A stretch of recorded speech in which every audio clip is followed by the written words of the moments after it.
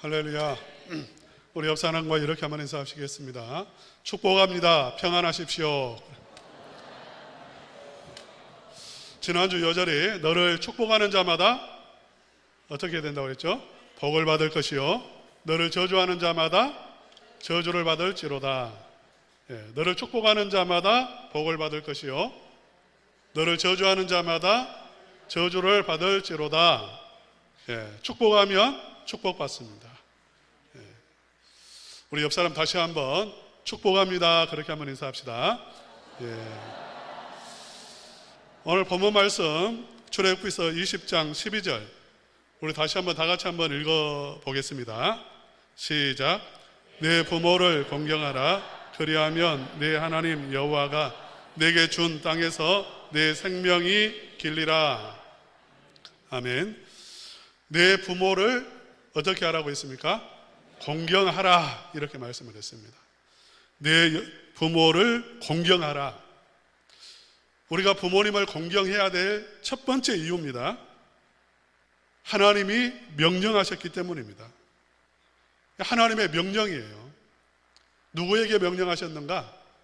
이스라엘 백성들, 그러니까 구원받은 하나님의 백성들에게 명령하신 것입니다. 이 세상의 모든 복을 주시고 영원한 하나님의 나라를 우리에게 주시고 난 다음에 하나님께서는 우리에게 첫 번째로 명령하시고 부탁하세요. 우리 인간 사이에서. 그게 뭐냐면 내 부모를 공경하라 하는 것입니다.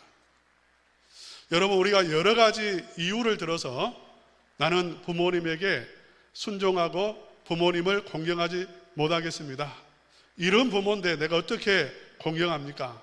이렇게 말할 수 있을지 모르겠어요. 혹시 그럴지 모르겠습니다. 그러나 우리는 하나님의 명령이라는 사실, 하나님의 자녀라는 사실, 하나님의 복을 받은 사람이라는 사실을 먼저 기억하셔야 돼요. 무엇을 의미합니까? 1만 달란트 빚진 자와 한 데나리온, 100데나리온 빚진 자 이야기 여러 번 하실 거예요. 갚을 수 없는 그야말로 수백억, 100조의 빚을 탕감받은 그 사람이 얼마나 고맙습니까? 그 어마어마한 빚을 탕감받았으니까. 그런데 자기 앞에 한 100만 원 빚진 사람, 나는 이 사람 용서 못하겠다고 그렇게 말하는 것과 같은 이치예요. 자격이 없는 나에게 하나님께서는 1만 개가 넘는, 수억 개가 넘는 복덩어리를 나에게 주셨습니다. 그런데 혹시 그럴 일은 없겠지만 혹시 우리 부모님은 자격이 안 되니까, 공경받을 자격이 안 되니까 나는 공경 못하겠습니다 하는 이 말은, 이건 하나님의 복을 받은 사람으로서는 타당하지 않고 합당하지도 않는 것입니다. 하나님의 명령입니다. 이것은. 두 번째로 우리가 부모님을 공경해야 되는 이유는 무엇이냐면, 부모님으로부터 내 삶에 모든 것이 출발했기 때문에 그렇습니다. 생명을 내가 부모님으로부터 받았습니다. 우리 인간이 이 세상을 살아갈 때에 세 가지가 필요합니다. 사람으로 살기 위해서는. 첫째로 우리는 인간, 사람이 돼야 되죠. 사람으로 살려면 사람으로 태어나야 됩니다. 우리는 사람으로 살고 있어요. 사람으로 태어났기 때문입니다. 우리는 시간 속에서 살고 있습니다. 우리는 또 공간 속에서 살아가고 있어요. 만약 공간이 없다면 우리는 살 수가 없죠. 우리는 인간으로서 시간과 공간 속에서 살아가고 있는데 이 첫 출발점이 무엇이냐면 부모님입니다. 부모님이 없었으면 내가 없어요. 부모님이 없었으면 내가 지금 누리고 있는 모든 환경도 없습니다. 내가 누리고 있는 이 생명, 시간, 그 모든 것 없는 거예요. 혹시 부모님이 나에게 좋은 것을 주시지 않았다 할지라도 생명을 주셨다는 이 하나만 가지고도 우리는 마땅히 공경해야 하는 것입니다. 이 이야기를 하면 제가 이렇게 기억나는 분이 한 분 계세요. 이분은 항상 술에 찌들어 살았습니다. 항상 24시간 화가 나 있는 상태예요. 이분은 입에 욕이 끊어진 적이 없어요. 항상 화를 내고 항상 욕을 하고 항상 술에 취해 있습니다. 벌품도 하나도 없고 가진 재산도 하나도 없어요. 그런데 놀랍게도 6형제의 아버지입니다. 이분은 하는 일이 늘 술 먹고 때리고 욕하고 부수는 일이에요. 이분의 아내는 시장에 난전, 그러니까 가게를 가지고 있는 게 아니라 그냥 바닥에다가 깔고 채소 장사하는 그러한 분이었습니다. 그런데 하루가 멀다 하고 그 남편이 와가지고 돈을 뜯어가고, 돈을 이렇게 뜯어가면서 그냥 뜯어가는 게 아니라 두들겨 패고 욕을 하고, 그리고 난전에 있는 그 채소들을 싹 그냥 흩어버리고, 이런 분이에요. 그러니까 6형제 제대로 교육이 안 되죠. 첫째 아들이 국민학교 졸업하고 바로 뭐 더 이상 학교 갈 형편이 안 되니까 어머니를 도와서 난전에서 일을 하게 됐습니다. 이제부터 좀 상황이 조금 바뀌었어요. 아버지 이 사람이 나타나서 어머니를 두들겨 패고 이제 돈을 뜯어가고 시장에서 이렇게 술을 먹어야 되는데, 아버지가 나타나면 온 몸으로 이제 막는 것입니다. 때리면 맞고, 욕을 퍼부으면 듣고, 그리고 이렇게 말해요. 아버지 그만하이소. 집에 가입시다. 와 이러십니까? 더 이상 말 안 해요. 더 이상 대항하지 않아요. 피를 흘리면서도 기어이 아버지를 집으로 모시고 들어갑니다. 그런 아들을 보면서 시장 사람들이 참 대견한 아들을 뒀다고 그렇게 말을 했고요. 그 다음에는 둘째 아들도 합류를 했어요. 초등학교 마치고 바로 이제 또 이 시장으로 나온 겁니다. 이제부터는 이제 더 이상 때리지도 못해요. 두 아들이 딱 붙잡고, 아유 아버지 이제 집에 들어가십시다. 그리고 또 시장 사람들에게 다 말을 해놔가지고, 우리 아버지가 혹시 예상으로 술 드시려고 하면 그냥 드시게, 내가 나중에 다 계산할 테니까. 더 이상 이제 사람들이 무시를 못해요. 이 아버지를 무시를 못하게 됐어요. 그 6형제들이 다 이렇게 잘하는데 아버지에 대해서 뭐 나쁘다, 뭐 아버지 때문에 인생 망했다, 뭐 이런 소리 안 해요. 그냥 때리면 맞기도 하고 피하기도 하고 딱 붙잡기도 하고, 그리고 업고 집으로 가는 거예요. 이 6형제가 다 잘 됐습니다. 그 안에는 시장 바닥에서 처음에는 다 사람들이 혀를 차면서 정말 불쌍하다고 했는데 제일 부러워하는 사람이 됐습니다. 근데 이 아들에게 사람들이 이런 말을 해요. 아이고, 아버지 때문에 고생이 많다고. 그런 말을 할 때마다 이 아들이 하는 말이 있어요. 무슨 말씀하십니까? 우리 아버지가 나에게 생명 주신 것만 해도 그 공은 이루 말할 수가 없습니다. 그렇게 효도를 했어요. 여러분, 그 어떤 우리 아버지가 어떤 분이시고 어머니가 어떤 분이시든지 간에 부모님으로부터 내가 태어났다는 것, 이것만 해도 이건 엄청난 일이라는 것입니다. 세 번째로, 우리가 부모님을 공경해야 되는 이유가 있어요.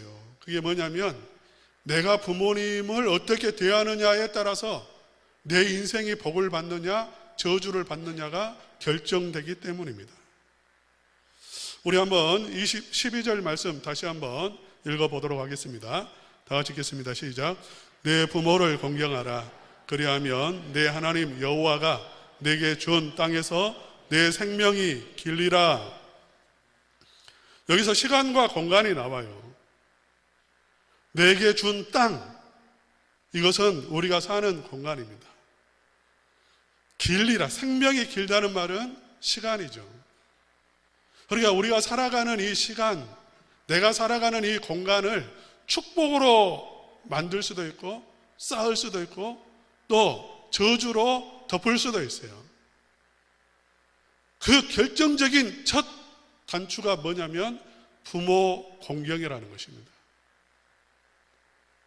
부모님을 귀하게 생각하는, 공경하는 것. 이게 내 인생이 복을 받느냐 저주를 받느냐가 결정된다는 거예요.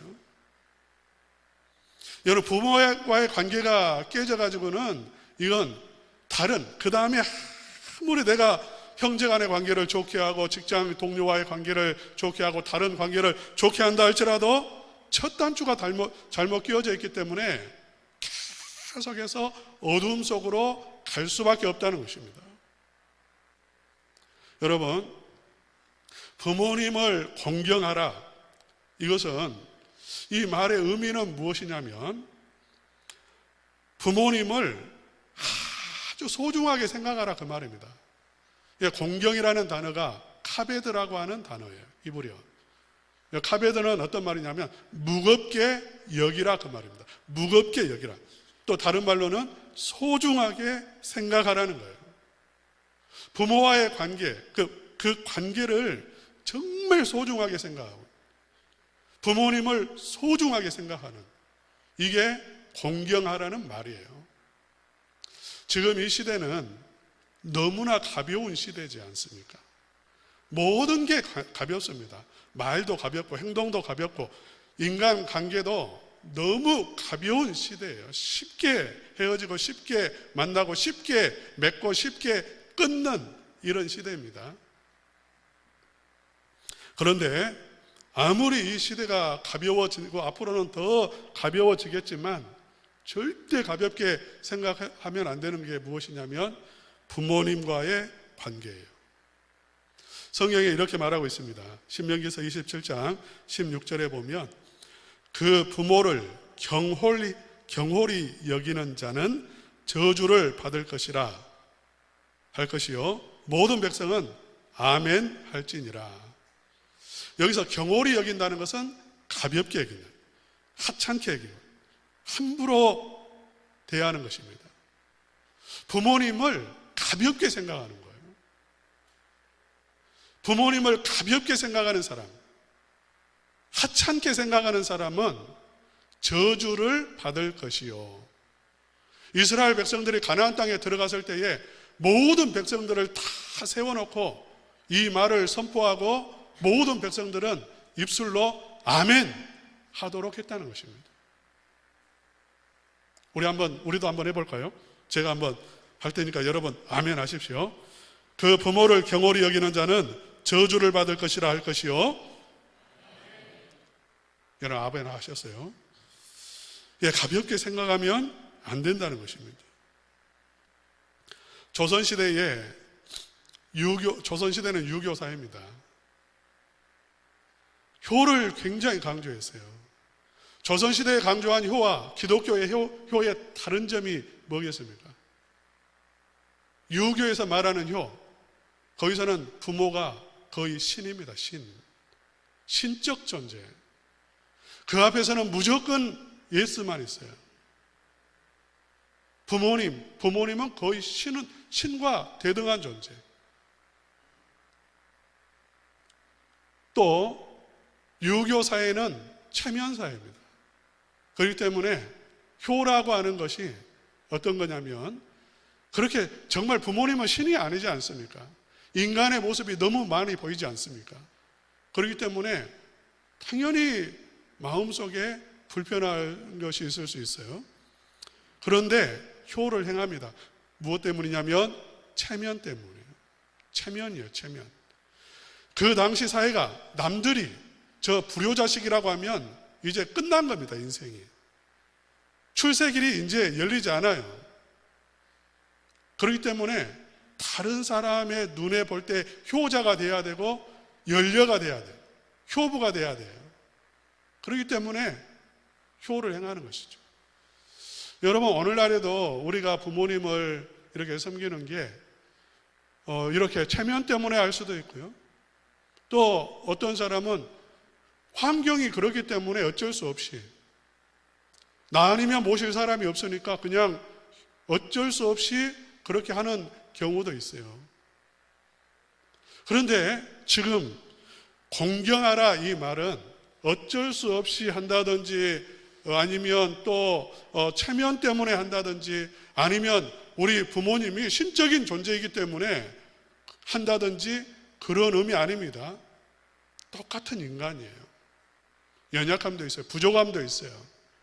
그럼에도 불구하고 정말 부모님이 너무나 소중한 분이셔서 소중하시기 때문에 그 부모와 자식 그 관계가 너무나 귀한 관계이기 때문에 정말 효를 하는 거죠. 그러니까 소중한 관계를 이어가려면 계속해서 관계를 맺어야 됩니다. 전화도 해야 되고 맛있는 것도 대접해야 되고 또 찾아뵈야 되고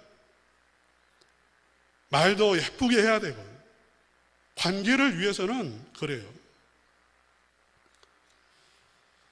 여러분 정말 이 관계 이 부모와의 관계를 소중하게 생각하실 수 있는 우리 성도님들 되시기를 축복합니다. 예? 저는 이 관계를 소중하게 생각하는 데 있어서 굉장히 이렇게 인상 깊게 아주 이렇게 인상 깊었던 장면이 있습니다. 한 18년 전에 경험을 했어요. 우리나라에 이렇게 두 선교사 가문, 그 명문 가문이 있습니다. 누구냐면 언더우드 선교사님 가문, 그 다음에 유진벨 선교사님 가문입니다. 공통점은 4대째 우리나라에 지금도 있으면서 그렇게 선한 영향력을 끼치는 그러한 선교사 집안입니다. 유진벨 선교사는 특별히 우리 광주와 연관이 있습니다. 양림교회가 유진벨 선교사를 통해서 또 개척이 되어 세워졌고요. 또 4대, 3대째 되시는 분은 이 호남 지역에 600개의 교회를 개척하신 분이에요. 큰 일을 많이 한 그런 집안입니다. 이분의 4대째가 되는 인요한이라는 그러한 분이 계십니다. 세브란스 병원 의사이기도 합니다. 이분에 대해서 강렬한 인상이 하나 남아있어요. 한 17, 18년 전에 어느 장례식장에서 만났습니다. 이 장례식은 아주 이렇게 초라했어요. 왜냐하면 가족 외에는 거의 조문 오는 사람들이 없었습니다. 그러니까 아주 이렇게 조촐한 그런 장례식장인데 광주 은광교회 성도님이셨어요, 그분이. 그래서 이제 제가 부교역자로 이제 장례식을 인도하는데 이 인요한 이 의사분이 서울에 있는 분이 오셨더라고요. 첫째 날 오셨어요. 참 귀하네. 이렇게 아무도 찾지 않는 이 분의 장례식에 여기까지 오셨구나 이렇게 생각을 했는데 2박 3일 장례식이 끝날 때까지 이분이 참석하는 것을 봤어요. 놀랐어요. 어떤 인연인지 한번 보니까 돌아가신 분이 소천하신 집사님이 예전 몇십 년 전에 자기 아버지가 600개 교회에 이렇게 개척하러 다니실 때에 그 천막을 치는 일을 하시고 예배당을 세우면 거기서 잡부로 일을 하신 거예요. 어떤 중요한 역할을 맡은 것도 아닙니다. 그런데 그분의 돌아가신 것을 이렇게 계속 교류를 했었고 관계를 계속해서 이어져 왔겠죠. 그리고 돌아가셨을 때 2박 3일을 꼬박 장례식에 참여하는 것을 보면서 야, 이게 정말 이게 기독교 정신이구나. 이게 관계를 정말 귀하게 생각하는구나. 참 그때 한번 충격을 받은 적이 있습니다. 여러분, 지금 이 시대는 쉽게 관계를 생각하지 않습니까? 그런데 공경하라는 말은 관계를 정말 소중하게 생각하고 그리고 그 관계를 위해서 아주 깊은 노력을 하고 그 관계가 더 깊어지도록 최선을 다하라는 그 말씀이 공경하라는 말씀이에요. 부모님과의 관계도 참 쉽지는 않습니다. 쉽지 않아요. 그래서 이거 뭐 성경에 나와 있는 건 아니지만 저는 몇 가지만 한번 이 관계에 독이 되는 것이 있다고 생각하고 그 몇 가지만 말씀을 드리려고 합니다. 첫 번째로 뭐냐면 관계에 독이 되는 게 계속해서 판단하는 것입니다. 판단하는 것. 잘한다, 못한다, 좋다, 나쁘다, 이익이 된다, 이익이 되지 않는다. 끊임없이 판단합니다. 여러분, 잘하면 어떻게 하고 못하면 어떻게 할 거예요? 부모님이 잘하면 어떻게 하고 못하면 어떻게 할 거예요? 부모님이 잘하면 관계 계속해서 좋게 하고 공경하고, 부모님이 못하면 관계 끊어버릴 겁니까? 교회 안에서도 그렇죠. 성도님들, 우리가 성도님들을 볼 때, 목회자를 볼 때 계속 판단할 수 있습니다. 지금도 판단할 수 있죠. 설교를 잘하냐 못하냐 판단할 수 있습니다. 목사님이 좋냐 나쁘냐 판단할 수 있습니다. 우리 머리는 자동적으로 돌아가요. 제가 지난 한 주간 한번 이 설교를 준비하면서 나는 얼마나 판단하며 사는지 한번 내 스스로를 한번 평가를 해봤어요. 한번 조사를 해봤어요. 그랬더니 하루에도 수백 번을 계속 모든 것에 대해서 판단하고 앉아있더라고요. 잘하네 못하네, 좋네 나쁘네, 이런 판단하고 앉아있더라고요. 여러분, 목사가 잘하면 봐주고 목사가 못하면 쫓아낼 겁니까? 성도님이 좋으면 잘하면 성도님으로 대접해주고 성도님으로 못하면 저분하고는 관계 끊어버리고, 여러분 그럴 겁니까? 우리는 그런 관계가 아니잖아요. 그 정도로 잘하고 못하고에 따라서 관계를 끊어버릴 그런 관계가 아니지 않습니까? 부모와의 자식 관계도 그렇고 성도와의 관계도 그렇고요. 그 정도의 관계가 아니에요. 절대로 끊을 수 없는 관계라는 것입니다. 그렇다고 하면 우리는 판단을 내려놔야 돼요. 모든 판단을 내려놔야 돼요. 진리 문제가 아닌 한 내가 자꾸 판단하는 거 그거 내려놔야 됩니다. 그리고 판단하고 시간에 뭐 해야 되냐면 어떻게 내가 이 관계를 아름답게 맺어갈 것인가를 생각해야 되는 거죠. 내가 어떻게 좋은 관계로 맺어갈 것인가. 무조건 예스 하라는 게 아닙니다. 무조건 그냥 부당하게 하고 내가 견딜 수 없는데도 부모님이 말하니까 그냥 무조건 순종해라, 그거 아니에요. 때로는 느슨한 관계가 필요할 때도 있습니다. 때로는 그 자리를 피할 수도 있습니다. 때로는 정말 아버지 말씀 들어드리고 싶은데 내 힘이 안 됩니다, 죄송합니다, 그렇게 말할 수도 있는 거예요. 그러나 판단하는 것, 그것은 내려놓는 게 관계 유지에 훨씬 이익이 되고요. 판단하는 순간 관계는 위험해지는 것입니다. 우리는 내 자신에게 맞추려고 할 때도 있어요.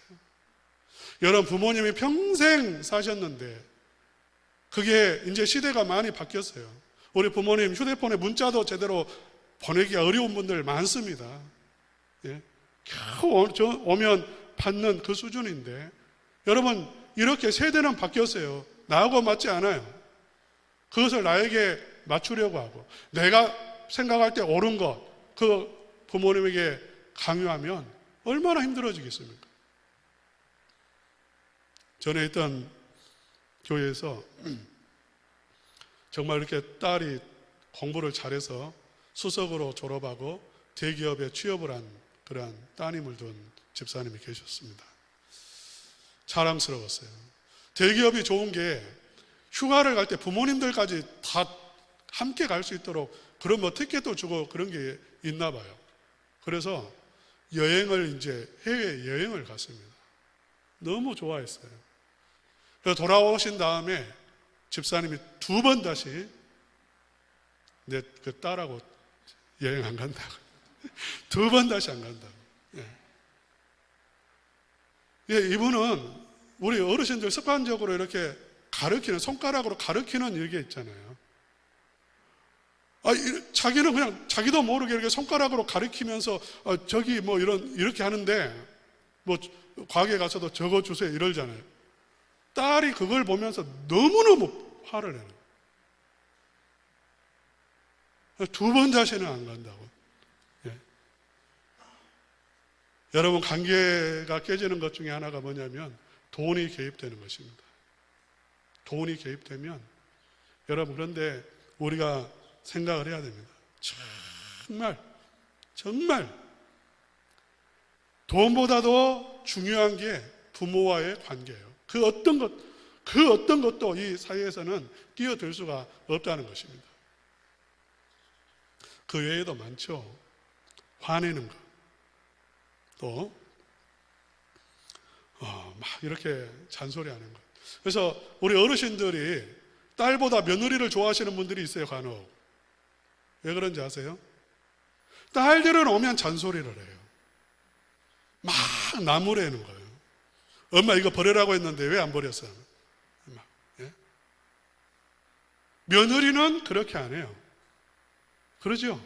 조심스럽게, 공손하게 말해요. 그러니까 부모님들이 딸보다 며느리가 좋다는 거예요. 이게 뭐냐면, 이게 무슨 말이냐면, 정말 이 부모님 이 마음이 이 부모님하고 지금 다른 거예요, 지금. 그래서 배려가 필요하다. 말도 공손하게. 아무리 어머니지만 함부로 말하면 안 되고요. 조심스럽게 말하고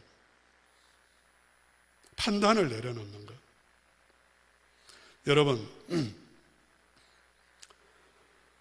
하나님께서 우리를 다루시는 것을 한번 생각을 해보십시오. 하나님이 우리와 관계를 맺어가는 것을 한번 생각을 해보세요.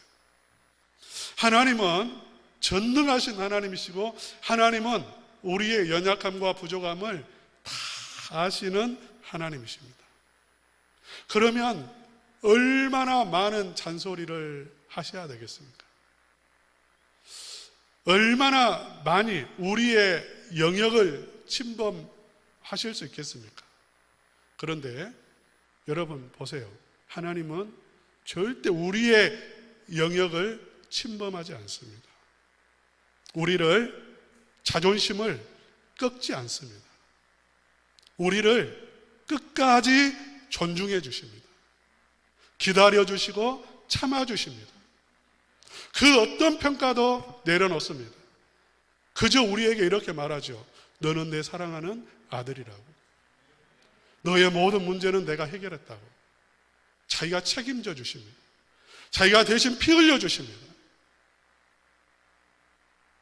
하나님이 우리와의 관계를 이렇게 소중하게 생각하셔서 절대로 우리가 다치지 않도록, 마음이 상하지 않도록 그렇게 세심하게 우리를 돌보시면서 인도하신다는 거죠. 부모님과의 관계는, 그 관계를 어떻게 맺느냐, 그 사람은, 정말 소중하게 생각하는 사람은 다른 모든 관계를 소중하게 생각합니다. 관계를 쉽게 끊지 않습니다. 귀하게 봅니다. 관계를 더 깊이 아름답게 맺어갑니다. 그래서 그의 시간, 사는 이 세상에서의 삶의 시간이 풍요롭습니다. 오늘 본문 말씀 다시 한번 읽어보겠습니다. 시작. 내 부모를 공경하라. 그리하면 내 하나님 여호와가 내게 준 땅에서 내 생명이 길리라. 부모님을 소중하게 생각하고 그 관계를 정말 소중하게 생각하는 사람, 그래서 그 관계를 더 깊이 맺어가는 사람은 내게 준 땅에서, 너의 환경 속에서 내 생명이 길다. 이것은 시간이 길다는 말, 내 인생이 아주 이렇게 막 100살, 200살 산다, 이런 의미라기보다는 진정한 풍요를 누리고 행복을 누리고 참 생명을 누리고 기쁨을 누리며 정말 아름답게 산다는 그러한 말씀이에요. 쉽게 생각해 보세요. 관계가 끊어져요. 부모 관계 끊어져요. 남편, 가족 안에서 자식과의 관계가 별로 안 좋아요. 형제 관계가 안 좋아요. 부부간 관계가 안 좋아요. 지옥되는 것입니다. 당연한 거죠. 관계가 좋아요. 그러면 초가 삼간에 살아도 천국을 누리는 것입니다. 사랑하는 우리 성도님들, 정말 이 땅에서 부모님과의 관계를 소중하게 생각하고 또 성도와의 관계, 모든 관계를 정말 소중하게 생각해서 이 관계를 깨뜨리지 않고 정말 돈독하게 쌓아가고 이어가셔서 이 땅에서 가장 복이 넘치는 아름다운 삶을 살아가실 수 있기를 주님의 이름으로 축원합니다.